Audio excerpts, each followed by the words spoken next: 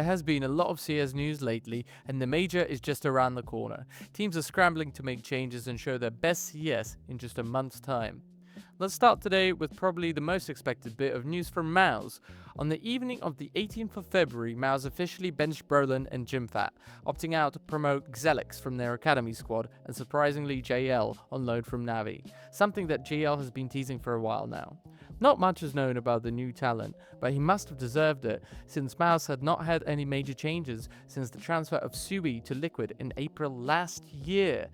The last trophy came in February last year, and I guess the organization just had enough of third and second places.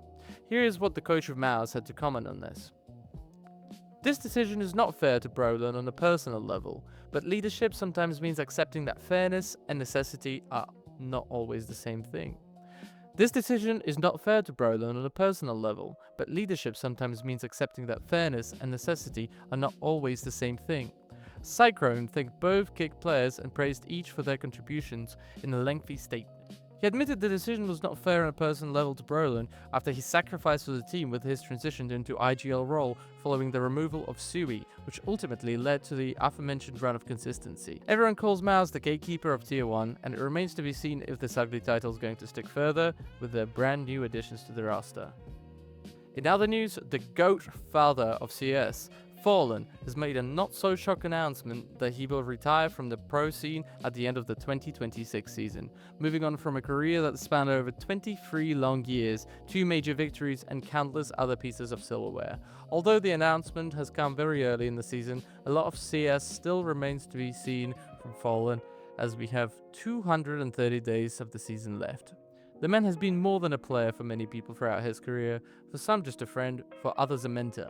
Molodoi has been mentored by Fallen for a good amount of time now, and it remains to be seen if the young Kazakh player will leave the same mark in the CS Hall of Fame as his mentor and good friend, the Professor.